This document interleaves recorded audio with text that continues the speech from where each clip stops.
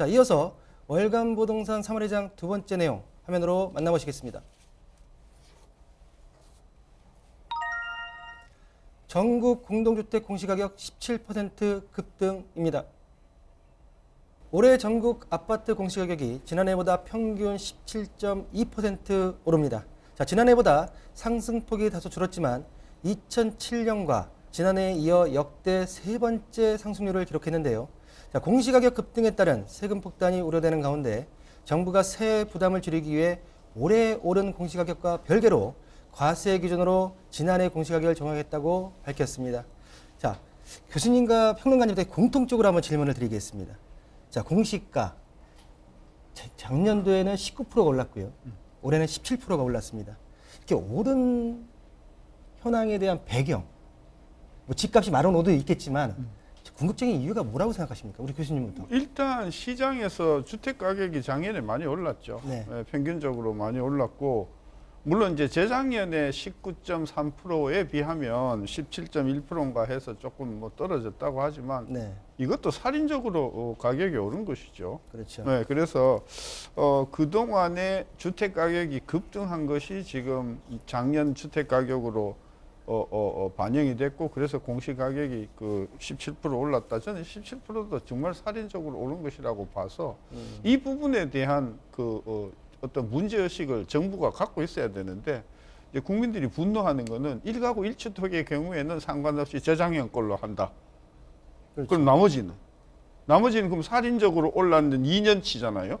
작년, 그죠? 재작년. 저는 그런 면에서 이 공시 가격이 17% 오르는 것을 거의 뭐 2, 3%대 정도로 낮추는 어떤 정책이 빨리 나와야 될 것 같은데, 그건 뭐 새 정부 기다려 봐야 되겠지만 어쨌든 17% 공시 가격이 오르는 것도 저는 매우 살인적인 공시 가격이 오른 것이다. 이거 좋아할 사람은 정부 세수 증가 말고 그 공무원 말고는 좋아할 사람 한 사람도 저는 없다고 생각합니다. 아니, 세금이 오른다고 해서 공무원 월급이 오르는 건 아니지 아, 않습니까? 그래도 그러니까 공무원도 이게 하급 공무원보다는 장관 내지는 뭐 이런 분들은 세수가 올라가니까 좋을지 몰라도 17.2% 이거 살인적이다. 문제의식을 좀 가져줘야 되겠어요. 그렇죠. 자, 서울 지금 평균치가 17.2%예요. 네네. 서울이 14%, 네. 경기권이 23%, 네. 최고는 인천이 29%가 올랐습니다. 세종은 뭐 80% 갖고. 자, 이런 어떤 전반적으로 17.2%에 대한 급등, 네. 우리 평론가님은 어떻게 생각하십니까? 저는 정말로 말씀하신 것처럼 동의하거든요. 저도 네. 사실 이게 공시가 본다 그러면 2021년부터 올랐잖아요. 그 두 자릿수로 오르면서 이제 22년 공시가도 그렇게 또 두 자릿수로 오르다 보니까 뭐 실각에서는 그래서 이 시장에서는 2020년으로 회귀해야 되는 거 아니냐 이렇게 얘기할 정도로 사실 공시가가 많이 오르게 됐는데, 저는 그 원인에는 물론 뭐 집값 오른 것도 있겠지만은 부동산 공시가격 현실화를 로드맵이 사실 2020년부터 이제 진행되고 있습니다. 그래서 이 현실화율을 건드리지 않는 이상은 사실 뭐 방법은 없다라고 생각을 해보겠거든요. 그래서 지금 매년 3%씩 오르도록 되어 있잖아요. 그래서 네네. 2030년까지 이제는 현실화율, 그러니까 90%까지 이제 올리게 되는데, 이거 로드맵 건드리지 않는 이상은 계속 오르게 됩니다. 그러면은 지금 시장에선 분위기가 안 좋으니까 지금 정부도 바뀌었잖아요. 그래서 뉘앙스가 좀 바뀌었어요. 국토부 뉘앙스가 얼마 전에 이제 인수위 보고하면서 이제 보고냈을 때 뉘앙스가 어떻게 바뀌었냐면, 이게 너무 경직돼 있으니까 이것에 대해서 이제 공청회라든지 의견 청취를 거쳐서 일정 부분 보완해 갈 수 있다라고 이렇게 얘기를 했거든요. 무슨 얘기냐면 그 전까지는 현실화율 90% 그대로 갈 거야 이런 뉘앙스였다면, 지금은 보완할 수 있어, 수정할 수 있어라고 했기 때문에 뭐 내년 좀 기대해 봐야 되겠죠. 그래서 과연 이 공시가가 어느 정도 조절이 될지. 그래서 이 로드맵을 건드리지 않는 이상은 사실 이게 공시가는 계속 오를 수밖에 없다. 로드맵을 건들지 않는 이상은 계속 오를 수밖에 없다. 네네. 이제 지금 자, 1가구 1주택의 세부담을 줄이기 위해서 공시가격을 2021년도 공시가격을 활용한다고 했습니다. 네네. 자, 1주택자들 네. 보유세가 사실 동결되는 얼마만큼의 어떤 그 금액적으로 혜택을 볼 수 있나요? 일단 뭐 예를 들어보겠습니다. 이게 예를 들지 않으면 잘 이해가 안 되실 것 같아 갖고요. 일단 1주택자 같은 경우에는 한 40에서 50% 사이로 좀 혜택을 받을 것 같은데, 서초 반포 자이 전용 84제곱미터를 보겠습니다. 이제 공시가격이 작년에 22억 4천만 원 정도가 됐었고요. 올해 공시가격이 26억 5천만 원 정도가 됐거든요. 한 16% 정도 공시가격은 상승을 했어요. 그러면 보유세 본다 그러면은 그 작년 공시 공시가격 적용이 되면 한 1,700만 원 정도가 되고요. 올해 만약에 공시가격으로 한다 그러면은 한 2,400만 원 정도 되거든요. 다행히 작년 1가구 1주택이니까 작년 공시가격으로 한다고 했잖아요. 그렇게 되면은 세이브 되는 게 한 46%는 좀 46%. 절감 효과가 있고요. 그다음에 11억 1주택자는 더 혜택이 좀 큽니다. 왜 그러냐면 작년 공시가가 11억이고요. 만약에 올해 공시가로 본다 그러면 한 12억 5천만 원 정도가 되는데 이분도 이제 1가구 1주택이니까 만약에 작년 공시가격 그대로 이제 간다 그러면 일단 무엇보다 종부세가 빵원이 되잖아요. 11억이다 보니까 공제를 받으니까. 그러면 이제는 뭐 이렇게 작년 같은 수준, 재산세는 작년 같은 비슷한 수준으로 가고 종부세가 0원이 돼버리니까 11억 공시가격 작년 기준으로 받는 분들은 오히려 더 큰 혜택을 한 100만 원 정도 세이브를 할 수 있거든요. 그래서 이런 부분이 좋은데 이거는 교수님 말씀하신 것처럼 1가구 1주택만 해당하는 그렇죠. 거지. 사실 다주택자는 예, 전혀. 그 부분을 제가 네. 따로 여쭤볼 테니까요. 일단 지금 뭐 전반적으로 1주택자가 보유세, 종부세에 대한 어떤 금액적으로 어느 정도 혜택을 볼 수 있는지 답을 찾았고. 네네. 자, 교수님. 정부에서 발표한 것과 달리 지금 현재 윤 당선인 같은 경우에는 2021년도가 아니라 2020년도 2년 전으로 회귀해가지고 공시가격으로 재산세와 보유세를 동결 카드를 공약으로 발표했습니다. 그 발표에 대한 공약, 이행 가능성이 있을지 어떻게 보십니까? 저는 반반이라고 봐요. 반반이요. 왜 반반이라고 보냐 하면 공약만 놓고 보면 가능성 한 7, 80% 되죠. 대통령 당선인께서 굉장히 강력한 의지를 표명하셨지만 근데 그렇게 했을 경우에 이게 주택 가격이 또 들썩거릴 가능성이 있거든요. 그래서 인수위원회에서는 그 공약을 반영하면서도 주택 시장의 안정이 저는 하반기에 가장 큰 관건이라고 생각해요. 여태껏 우리 네. 주택 시장이 새 대통령이 들어오면 대폭 바뀔 거라고 생각을 하고 지금 벼르고 있는데 지금 그게 잠재적으로 주택 가격을 굉장히 불안시킬 가능성이 있거든요. 그런 면에서 저는 그 반반이라고 보는 건데 어쨌든 긍정적으로 다주택자를 포함해서 주택 관련 보유세를 낮추는 방향으로 뭔가 저는 그 인수위원회에서 대책이 나올 거다. 저는 그걸 기대를 한번 해보는 거고요. 그 다음에 2차제에 우리 공시가격에 대해서 저 하나 제안을 하고 싶어요. 뭐냐면 이게 작년의 공시가격을 금년에 적용을 하는 거잖아요. 그렇죠. 근데 작년의 가격이라는 게 들쭉날쭉 할 수가 있지 않습니까? 그래서 대부분의 선진국 같은 경우에는 지난 3년의 상승률의 평균 뭐 이렇게 적용을 한단 말이에요. 그러니까 많이 올라도 이게 3년 이동 평균을 해버리니까 들어오는 셈이 되겠죠. 그렇죠? 그래서 지난 3년의 가격의 평균치에 대비해서 공시가격을 상승시키는 이 조치가 저는 필요하다고 보고요. 네네. 그다음에 반영 비율도 지금 60%인데 매년 예를 들면 뭐 3%포인트씩 올려갖고 10년 뒤에 뭐 90%까지 간다는 건데 저는 그것도 너무 과도하다고 생각해요. 그러니까 공시가격 올라가는 데다가 반영 비율까지 올라가면 국민들이 부담을 저는 감당을 못 하거든요. 저는 그런 면에서 첫째 공시가격도 지난 3년 또는 지난 5년 평균 상승률을 적용하는 것. 그다음에 반영 비율도 저는 60% 선에서 그냥 동결하는 게 좋지. 저렇게 의욕적으로 뭐 90%까지 간다? 저는 그것은 국민들은 너무 세부담을 키우는 일이다. 저는 그래서 그 두 가지 제안하고 싶어요. 알겠습니다. 일단 제안 내용을 우리 그 인수위 쪽에서도 좀 심도 있게 좀 반영을 할 수 있는 방법을 찾았으면 좋겠다라는 좀 제 개인적인 의견 좀 말씀 좀 드리겠고요. 자, 이 가운데 대출 이야기를 한번 빼놓을 수가 없을 것 같습니다. 첫 달만 해도 대출 이용자들을 벌벌 떨게 했던 금융당국의 가계대출 총량 규제가 사실상 중단됐습니다. 현재. 네. 자, 금융권에 관심은 윤석열 당선인의 대출 규제 공약이 정부 정책에 어떻게 반영될지가 지금 관심이 쏠리고 있는 상황인데요. 자, 윤 당선인의 인수위 가계대출 총량 관리 폐지 검토가 과연 시장에 어떻게 영향을 미칠지 우리 네. 평론가님 말씀해 주시죠. 일단 지금 아까 말씀하신 것처럼 사실상 이제 중단된 상태죠. 총량 관리는. 왜 그러냐면 올해 이제는 총량 증가 목표를 4에서 5%로 잡았는데 지금 시장에서는요. 대출을 안 하다 보니까 지금 뭐 월간 대출 증가액이 한 7조 원 가량이 남아 있는 상태에서 오히려 따져 보니까 두 달간 9천억 원 정도가 오히려 더 줄어들었습니다. 대출이.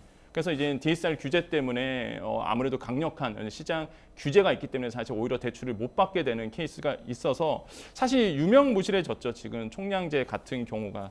그래서 지금 이제 윤석열 당선인이 갖고 나왔던 이런 공약들에 대해서 이제 관심을 가질 수밖에 없는데 뭐 LTV 70%로 그다음에 생애주택은 80%까지 높여준다. 근데 이미 방송에서 여러 번 말씀드렸지만 DSR에 대해서는 뭐 공약에서 담아내지가 않았습니다. 공약집에. 그래서 지금 시각에서는 이런 그 DSR 규제도 3단계가 이제 7월부터 적용이 되잖아요. 요걸 좀 완화하는 내용이 이제 곧 나오지 않겠느냐라고 이제 시장에서는 조심스럽게 예상을 하고 있고요. 그럼 DSR 규제에 대해서 만약에 완화 조치가 나온다 그러면 뭐 청년이라든지 이제 청년 세대를 위한 뭐 별도의 규제, 별도의 어떤 정책들을 또 나올 수 있다. 이렇게 좀 시장에서는 기대를 하고 있고요. 어쨌든 간에 이제 총량 규제는 사실상 은행권에서도 구조적으로 지금 거의 유명무실한 상태입니다. 그래서 아마 대출 완화 정책은 조만간 더 한번 나오지 않을까 생각을 해봅니다. 자, 교수님. LTV 우리 평론가도 얘기했지만 LTV에서 70% 80%까지 공약이 나왔었습니다. 근데 DSR 같은 경우에는 현재 지금 인수위에서 완화를 할 수도 있다. 검토한 내용이 없다. 지금 업자가 나가고 있는데요. 실질적으로 공급을 뭐 다주택자 양도세 완화 등등 해서 중과 완화 등등 해서 공급을 했을 때 특히 매수인들이 들어갈 수 있는 여력을 만들려면 대출이 어느 정도 좀 풀려야 되지 않겠습니까? 그렇죠. DSR 같은 경우에 지금 현재로서는 아직 예견치만 나와 있는데 이 DSR과 LTV 특히 DSR을 풀었을 때의 우려점 기대할 만한 볼 만한 점이 어떤 게 있을까요? 일단은 그 LTV가 됐던 DSR을 풀면 자금 여유가 없는 사람들도 주택 시장의 수요자로 참여할 수 있을 테니까 네. 주택 가격이 굉장히 불안해진다는 그런 문제점이 있는 거죠. 그래서 이걸 그동안 쭉 이제 막아왔던 건데 저는 원칙적으로 LTV 그 DSR을 그거는 시장에 저는 맡겨야 된다. 은행에 맡겨야 된다. 그 은행 사정에 따라서 은행 판단에 따라서 저는 그걸 해줘야 된다. 원칙적으로 이게 우리가 보면 알지만 너무나 자주 바뀌어요. 너무나 이게 순식간에 바뀌어버리니까 이게 소비자 차원에서는 좀 그 당혹스럽다. 그런 면에서 원칙적으로 저는 이것이 풀리면은 시장에 미치는 영향은 그 저가 이제 이게 혜택이 가는 부분들이 대부분 뭐 청년이라든지 그렇죠. 신혼이라든지 이런 부분 이게 비교적 저가지 않습니까? 이 저가 아파트를 상당히 끌어올릴 가능성이 저는 있는 것이다. 그런 면에서 시장 영향에는 어떤 영향을 미칠 것인가 거래를 활성화시키고 가격을 조금 상승시키는 그런 어떤 효과는 분명히 있을 것이다. 그럼 그걸 잡으려면 어찌해야 되냐? 저는 그 이자율을 빨리 실세화 시켜줘서 이 주택 가격이 정상화되도록 하는 것이 저는 필요하다. 그래서 총량 규제가 이게 뭐 대출 총액이든 아니면 뭐 DTI든 DSR이든 또는 LTV든 이걸 너무 그동안 정부가 간섭을 많이 해왔다. 그런 면에서 이걸 상식선으로 저는 시장에 그냥 냅두는 것이 저는 바람직한 정책이라고 봐요. 예전에 우리 그 교수님께서 제가 다른 어떤 언론 기사에서 뵀을 때 그 국회 통과 없이 대통령령으로 할 수 있는 내용을 한번 들은 적이 있어요. 네. 제가 그걸 좀 체크를 해봤는데 지금 그 내용하고 이어졌는데 네. 우리가 지금 대출 규제 완화도 국회 통과 없이 진행할 수 있고요. 좀 전에 우리 얘기했던 종부세, 재산세 같은 경우에도 공정시장가액 비율이 그렇죠. 현재 100%, 네. 종부세 같은 경우에는 재산세 같은 60% 낮출 수 있는 게 대통령 종부세법 시행령으로 가능하고 그렇죠. 다주택자 양도세 중과도 한시적으로 소득세법 시행령으로 가능하단 말이죠. 그렇죠. 조정 지역을 또 없애도 그렇죠. 가능하고요. 조정 지역을 없애야 되는데 너무 그거에 대한 여파는 굉장히 클 것 같고 그러면 지금 전반적으로 국회 통과 없이 진행할 수 있는 제도적인 측면에서 봤을 때 그럼 현재 지금 윤 당선인이 취할 수 있는 속도감을 어떻게 가는 게 올바를까? 한번 그 부분을 한번 저번 때 우리 조정 대상 지역을 전부 다 푸는 게 맞는 건지 아니면 지금 하나씩 대출 아니면 종부세 등등 개별적으로 가는 게 맞는 건지 그거에 대해 어떻게 생각하십니까? 일단은 그 당선인께서 최근에 아주 강조해서 말씀하신 게 다주택자의 경우에 세제가 너무 비합리적인 게 많다라고 네네. 하셨으니까 그 부분에 대한 어떤 대책은 저는 나올 거라고 봅니다. 그게 그리고 조정 지역도 그냥 순식간에 다 없애버리는 게 아니라 조정 지역을 아주 극도로 줄여서 그 조정 지역을 발표하면 되는 거거든요. 네. 이제 그런 면에서 행정령, 즉 대통령령만으로도 저는 상당 부분 주택 그 관련 그 보유세를 줄일 수 있는 네. 그런 여지가 저는 많다고 봐서 다만 걱정하는 거는 그렇게 했을 경우에 주택 가격이 급등하지 않겠는가 이게 지금 좀 걱정이 그렇죠. 되어서 아마 그 속도는 조금 저는 좀 이렇게 낮춰갈 거라고 보는데 금년 그리고 내년에 걸쳐서 상당히 실질적으로 주택 그 보유세 관련 그동안에 중과됐던 부분에 대한 부담을 덜어주는 대책이 저는 순차적으로 나오지 순차적으로 나와야 된다. 않는가 저는 그렇게 봅니다. 제가 질문의 요점을 우리 교수님께서 정확하게 말씀해 주셨는데요. 네. 규제 완화가 집값 상승으로 이어졌을 때는 네. 근본적으로 추구하려고 했던 어떤 정책의 핵심이 망가질 수 있다라는 제가 그런 질문을 먼저 드렸던 건데 네. 거기다 지금 대출 규제와 공정시작가의 비율, 그 다주택자 중과 완화에다가 네. 재건축 정밀 안전진단 네. 그리고 이거 같은 경우에는 국토부 조례가 가능하고요. 네. 네. 또 서울 재건축 용적률 상향, 서울시 조례로 가능하고요. 네. 또 뭐냐면 또 분양가 상한 산정 방식의 현실화 같은 경우는 국토부 조례로 가능합니다. 이 모든 것들이 다 완화 정책인데 네. 이 완화 정책을 한 번에 쏟아봤을 때 네. 시장에 미치는 영향 어떻게 보십니까? 그러니까 저는 이제 대출 규제가 풀리지 않는 이상은 아무리 뭐 조례를 풀고 시장 규제를 푼다 하더라도 사실 지금 이제 사실 대출을 못 받는 이유는 금리 자체가 이제는 지금 한 6%, 7%까지 이제 담보대출 상품이 나온 상태라서 사실 시장 참여자들은 사실 고금리로 받기에 좀 부담스러운 분들이 있어요. 네. 그래서 이런 과거와 다르게 이제 금리 인상기이기 있기 때문에 이런 거시적인 환경이 풀리지 않는 이상은 사실 말 그대로 교수님 말씀처럼 시장에 풀어도 살 사람은 들어가는 거고요. 금리가 부담되신 분들은 못 들어가게 되는 겁니다. 그래서 이제는 규제 자체는 풀어놓고 시장에 맡기는 것이 저는 오히려 더 현명한 방법이다. 그렇죠. 예, 그 굉장히 좋은 네, 포인트 네. 같아요. 그러니까 불필요하고 비합리적이고 비상식적인 그 중과 제도는 없애고 네. 그렇게 됐을 경우에 주택 가격이 급등하는 문제는 그 급등하게 된 원인 중에 하나가 초저금리 상황이거든요. 네네. 그래서 시장에서 대출 금리만 정상화해 주면 저는 그 부분에 있어서는 주택 가격의 급등과 같은 부작용은 상당히 저는 완화될 것이다. 완화할 수 따라서 이 두 가지를 즉 시장 금리 상승과 그다음에 불필요한 비합리적인 규제 완화 이게 같이 가면 저는 상당히 안정되면서도 비합리적인 부분이 상쇄될 것이라고 봐서 아마도 그런 쪽으로 인수위가 정책을 펼치지 않을까 기대를 해보는 거죠. 두 분의 말씀이 우리 시청자분들한테는 부동산의 방향성을 읽을 수 있는 말씀들이기 때문에 제가 좀 디테일하게 여쭤봤고요. 네. 자, 두 번째로 전국 아파트 공시가격 급등과 대출 규제 완화까지 살펴봤습니다.